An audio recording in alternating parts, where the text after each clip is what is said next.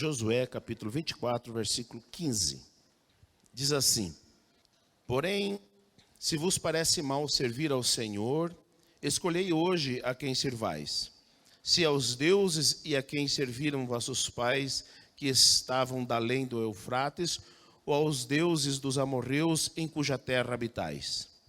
Eu e a minha casa serviremos ao Senhor. O povo andou errante por 40 anos no deserto. E aqui ele já possuía a terra prometida. Mas Josué, ele precisou dar um ultimato para este povo. E aqui ele está recapitulando a bondade e a fidelidade de Deus aqui nesse contexto, e aponta para este povo o que eles deveriam fazer em relação a Deus. O povo deveria obedecer a Deus, assim como ele e a sua família. Vejam a importância de uma liderança no meio do povo de Deus. A história de que faço o que eu digo, mas não faço o que eu faço, não cabe no meio do povo de Deus. Ou o líder é exemplo, ou não serve para liderar o povo de Deus. Nós estamos vivendo dias em que os líderes se enclausuram nos púlpitos e não andam mais no meio do povo. Por quê? Porque tem medo de serem descoberto as suas mazelas. Aqui, nesta época, o líder do povo de Deus andava no meio do povo de Deus. E este é o exemplo que nós precisamos ainda ter por nosso meio. Porque Jesus, ele veio muitos anos depois dessa situação e seguia dessa mesma forma, andando no meio do povo. Homens de Deus não podem ter medo de ser descoberto as suas mazelas, porque eles não podem praticar coisas ilícitas ou coisas erradas. Precisam viver na fidelidade, porque a bondade de Deus os acompanha. Então nós precisamos recapitular um pouquinho o que é ser povo de Deus. Como o povo de Deus vive. E é isso que tem me preocupado nesses últimos dias. Nas palavras de Moisés, ele estava dando ultimato para o povo, e vou aqui parafrasear o que Josué disse. Ele disse ao povo: vocês não podem continuar assim. O povo de Deus, ele não tem licença para errar. O povo de Deus, ele não tem licença para pecar. Ou vive na fidelidade, ou segue os seus deuses. Não tem meio termo. E é isso que está faltando para o povo de Deus, as suas convicções de fé. Porque o povo de Deus, eles não têm licença para pecar, para errar. Nas palavras de Moisés também, ele estava dizendo: vocês precisam tomar uma decisão por Deus, mas permaneçam nela. Porque quantas promessas foram feitas nesses 40 anos de deserto, mas não foram cumpridas. Existia deuses no meio do povo de Deus. Deus não era o único Deus no meio do povo. Havia deuses ali no meio do povo que precisavam ser tirados. E o Josué precisou ser enfático na sua palavra. Vocês precisam tomar uma decisão por Deus, mas permanecer nessa decisão. Josué sabia das fraquezas do seu povo porque ele andava no meio do povo. Por isso, o chamou para a responsabilidade. O povo de Deus precisa ter uma decisão muito bem definida. Ou segue a Deus, ou não segue. O povo de Deus está mal acostumado. Não está acostumado a seguir firme numa direção, em direção ao Senhor. O povo de Deus está mal acostumado. Está ouvindo mensagens que dá até comichão no ouvido, porque é aquilo que eles querem ouvir. Eles não ouvem mais a firmeza do Evangelho, a firmeza da palavra de Deus. Porque os seus líderes usaram a palavra da moda, né? Prevaricaram, deixaram de cumprir o que deveriam cumprir. E nós precisamos tomar cuidado para que isso não aconteça aqui, no nosso meio. Cerca de 4.000 anos depois, nós não podemos deixar com que isso aqui aconteça no nosso meio. Nas palavras de Moisés, ele está dizendo para o povo: vocês não podem pensar que podem brincar com a vida de fé. E o povo aqui estava brincando. Mas tal como este povo, as pessoas hoje não levam mais a sério a sua vida de fé. Tal qual este povo, as pessoas estão brincando com a vida de fé. Acham que se levarem a vida mais ou menos já está bom demais. Quanto engano! Quanto engano! O povo de Deus está errado. Mais ou menos. O texto de Apocalipse diz: porque não és nem quente e nem frio, vomitar-te-ei. Para Deus não serve o mais ou menos. Ou é quente ou é frio. Ou serve a Deus ou serve aos ídolos. Para Deus não tem problema se a pessoa decidir por seguir os ídolos. É que nós estamos mal acostumados. Deus precisa de você. Esta é a mensagem que cativa. Deus precisa de você. Deus precisa de você. Deus precisa de mim. Eu não sou a última bolacha do pacote, não, gente. Você não é a última bolacha do pacote, não. Deus não precisa de mim. Deus não precisa de você. Deus ama sim a mim e a você, mas Ele não precisa. Ele nos quer sim, mas Ele não precisa de mim, Ele não precisa de você. Mas é o que as pessoas estão falando hoje. E dá ibope falar isso, né? Estava lá em São Paulo hoje, e uma pessoa que não é evangélica falou assim para mim: eu gosto de ouvir pastor fulano de tal, porque eu sou carismática. Eu gosto de ouvir fulano de tal, pastor fulano de tal. Lógico, a palavra é doce. É um melzinho na chupeta. Se eu tivesse mais intimidade com essa pessoa, é a primeira vez que eu vi na vida, eu diria: não ouça esse herege. Não ouça. Porque está te enganando também. Lógico que você vai gostar de ouvir. Não confronta os seus pecados. Você vai gostar de ouvir sim. Você nunca vai sair desse marasmo de fé que você está, porque acha que está certo. Então, lógico, vai gostar de ouvir. Um herege. Mas está aí na mídia, fazendo sucesso. Multidões e multidões.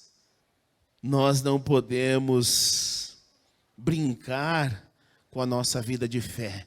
Essas mensagens precisam ser rechaçadas de primeira. Não pode achar lugar no nosso coração essa mensagem que não é o evangelho. Paulo diz que ainda que venha um anjo do céu pregar outro evangelho que não seja esse, que seja amaldiçoado.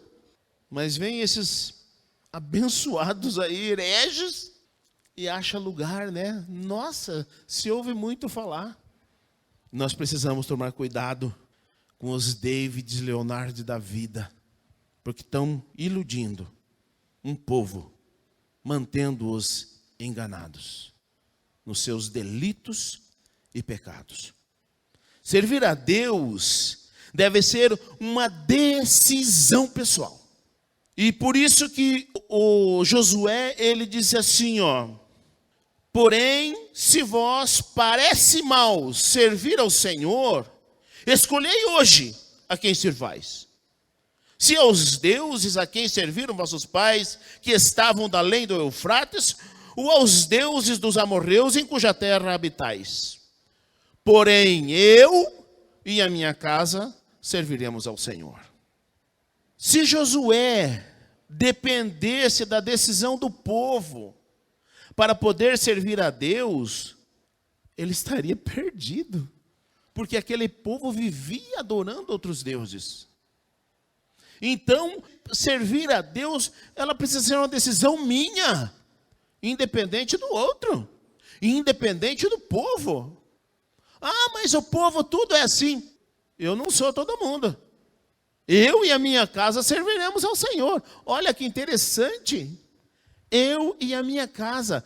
Josué era o exemplo para aquele povo.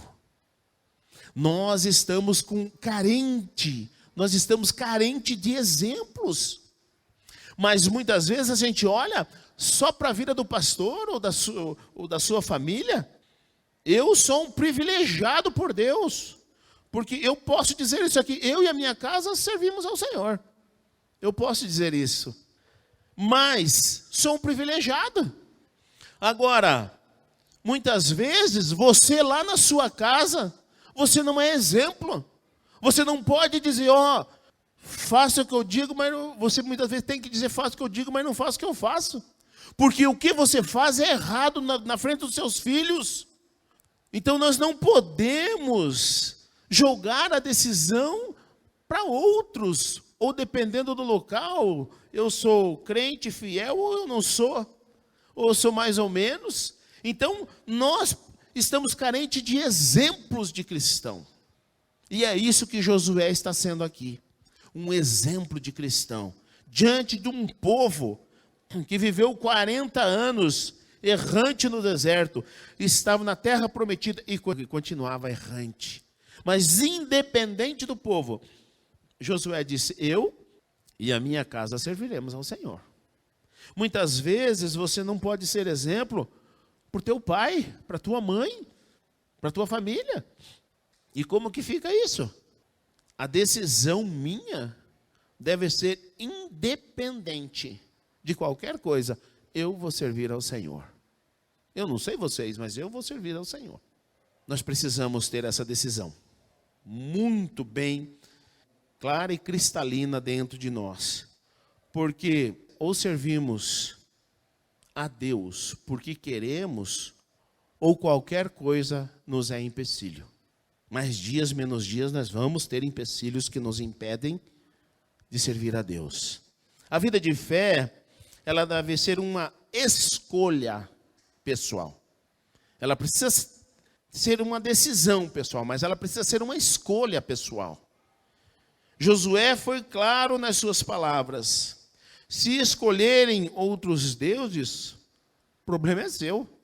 Eu e minha casa serviremos ao Senhor. Então, Deus deve ser a minha escolha, independente do meu cônjuge, independente do meu filho, do meu neto, da minha nora, independente de qualquer um. Deus deve ser a minha escolha. Deus deve ser a tua escolha pessoal.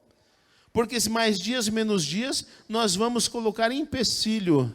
Se Deus não for a nossa escolha pessoal, nós vamos colocar empecilho para servir a Deus, para a nossa vida de fé. Se já é difícil com os obstáculos que temos, na nossa caminhada cotidiana, quanto mais se nós aumentarmos os obstáculos, a caminhada certamente não chegará ao fim, ou ao seu final, que é o céu. A nossa caminhada com Deus, ela deve ter um alvo muito bem definido, o céu. E acabou. A nossa caminhada com Deus não é para prosperar, não é para ir bem na vida, não é para achar um bom partido, um bom casamento. Nossa caminhada de fé não é para essas coisas. A nossa caminhada de fé é para alcançar o céu e acabou. Então nós devemos ter as nossas escolhas muito bem definidas. A nossa decisão deve ser por Deus. E acabou.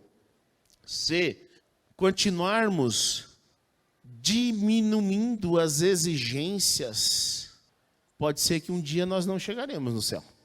Porque muitas vezes, eu estava falando esses dias com a minha esposa, quando eu era criança mesmo. Tinha lá meus 10 anos de idade, 11 anos. Nós morávamos num lugar onde no fundo da nossa casa era um campo de futebol da sociedade.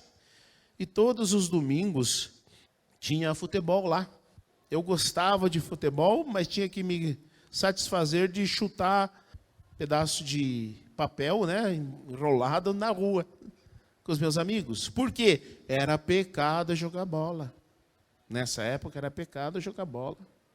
Também era pecado as mulheres usar calça comprida. Era pecado. Só que eu me criei numa geração que continua até hoje servindo ao Senhor. Hoje não é mais pecado jogar bola, porque não é pecado mesmo. As exigências eram muito altas. Raspar as pernas das mulheres era pecado. E eu vou falar para vocês, eu tenho uma irmã minha que mora ainda lá neste lugar e ela não pode se depilar, porque continua pecado ainda lá naquela região minha, lá continua pecado.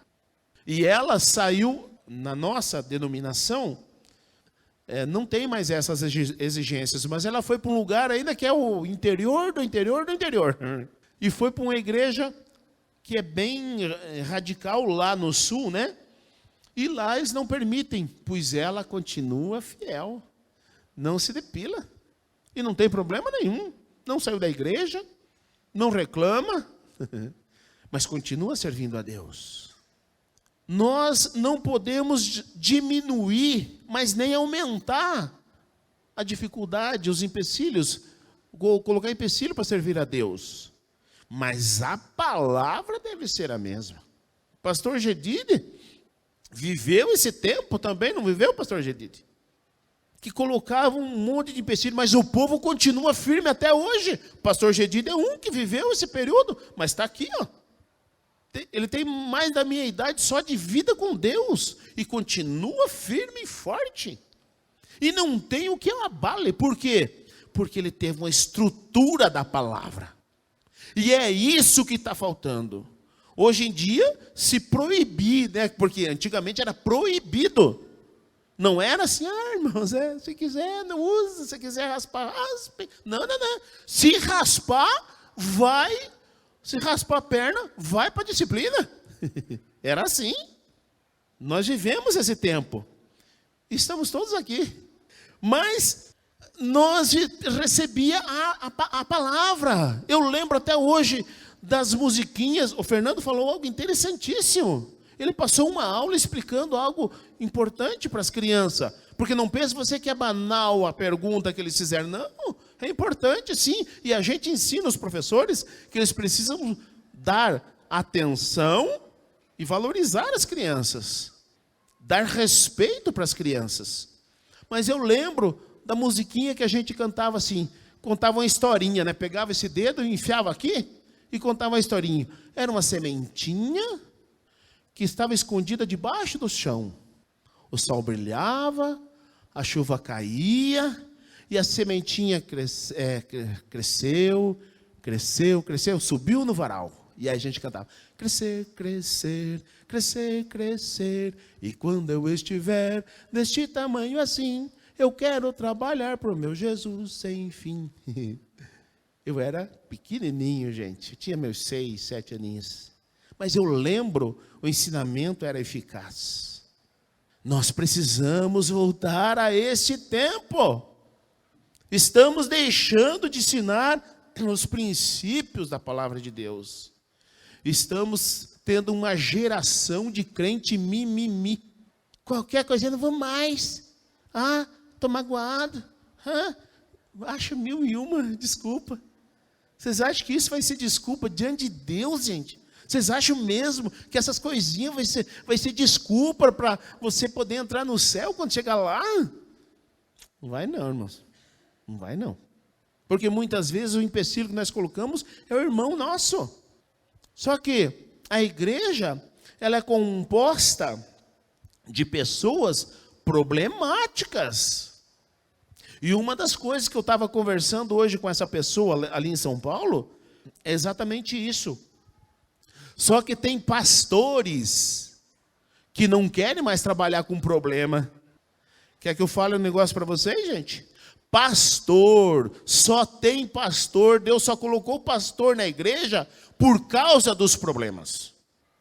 E tem pastor querendo trabalhar só com pessoas que não têm problemas. Gente, vai plantar batata. Esse não é aquele que Deus escolheu para trabalhar na obra. Pessoas têm problemas sim. E foi para isso que nos chamou para atender a igreja. Porque a igreja tem problemas, os irmãos da igreja têm problemas. Eu não vou falar para vocês que eu amo problemas, não.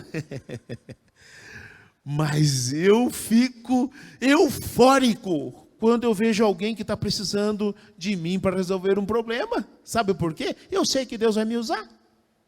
Então, eu quero ir, eu quero ajudar, eu quero trabalhar.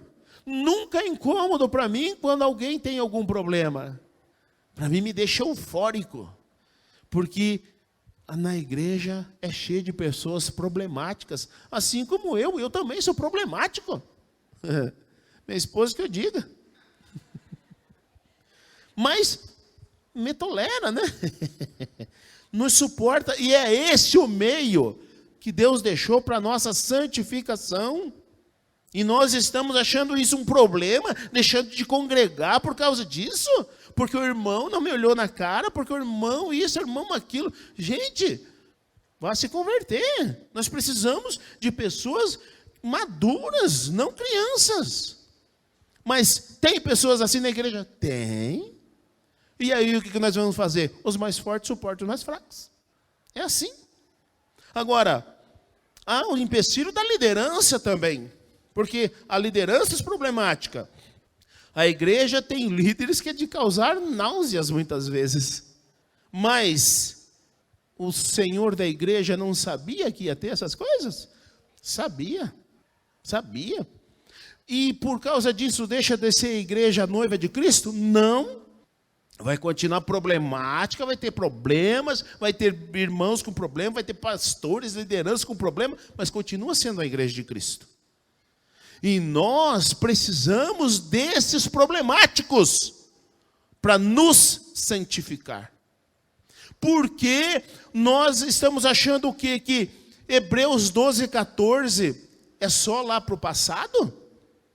Sem a santificação ninguém verá o Senhor. Você acha que eu e você vamos ver porque são mais bonitinhos? Não, gente. A santificação é um processo que acontece no meio da igreja.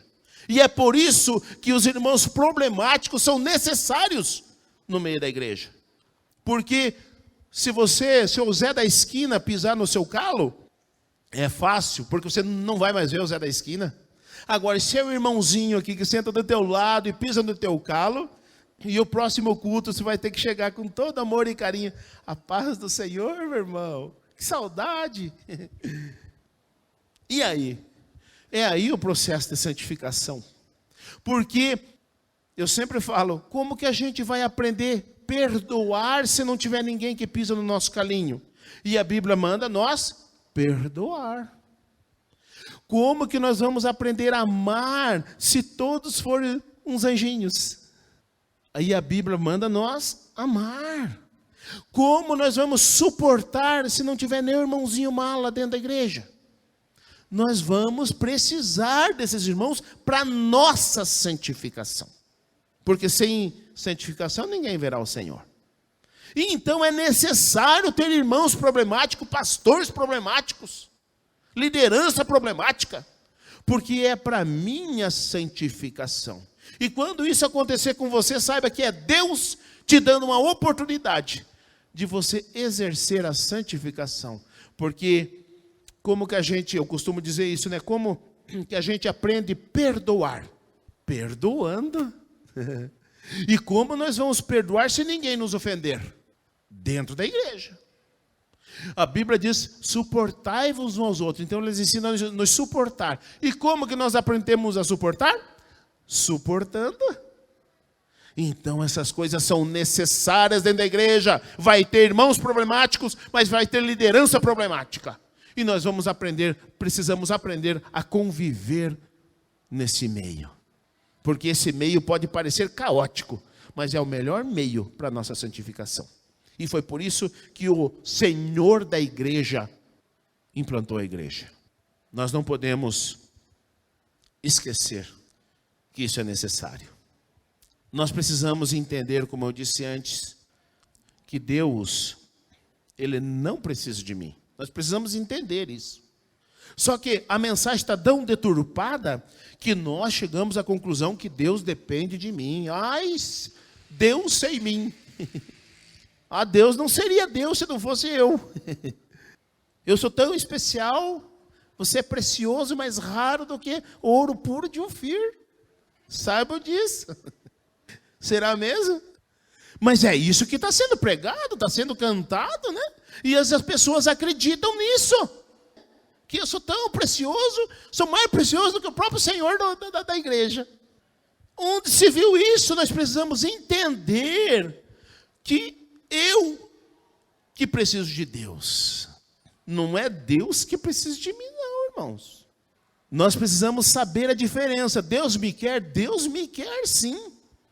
E Deus me recebe como eu estou. Mas não me aceita como eu estou, tanto é que precisa de conversão. Precisa de santificação. Então Ele não me aceita como eu sou. Ele me recebe como eu estou. É diferente. Então nós precisamos saber que eu não sou essa cocada preta que estão dizendo, não. O problema é que a mensagem de hoje está colocando as pessoas num patamar tão elevado, mais elevado do que o próprio Salvador da igreja. Essa não é a mensagem bíblica. Essa não é a mensagem que o Senhor Jesus pregou. Nós precisamos entender isso. Se Josué fosse convidado para pegar aqui na igreja, talvez hoje ele diria: eu não sei vocês, mas eu e a minha casa serviremos ao Senhor. Talvez ele repetisse essa mensagem. Quer mensagem mais impactante do que essa? Só que muitos desprezariam, sabe por quê? Josué só falou isso. Nem falou que eu sou precioso. Nem falou que eu sou a última bolacha do pacote. Sabe por quê? Como o pastor Wilson disse, nós somos sal da terra e luz do mundo, não o docinho. E muitos estão querendo ser o docinho. Nós não somos o docinho, nós somos sal da terra e luz do mundo. Nós precisamos ouvir a mensagem que transforma o nosso coração, não que massageia o nosso ego. Nós precisamos tomar cuidado com isso. Com certeza, Josué não passaria a mão na minha ou na sua cabeça se ele estivesse aqui hoje. Talvez ele dissesse: você é um pastor mimimi, você é um crente mimimi, que só quer ouvir o que te agrada, você não quer a transformação vinda da palavra de Deus. Talvez ele dissesse isso para mim e para você nessa noite. E nós precisamos tomar cuidado com isso. Josué, ele sabia que ele estava liderando o povo de Deus, mas não para agradar o povo. Josué estava liderando o povo de Deus para agradar o Deus do povo. E é essa a chave que o líder precisa ligar e o cristão precisa se atinar para isso. Está faltando consciência para aqueles que lideram, mas está faltando consciência para os liderados.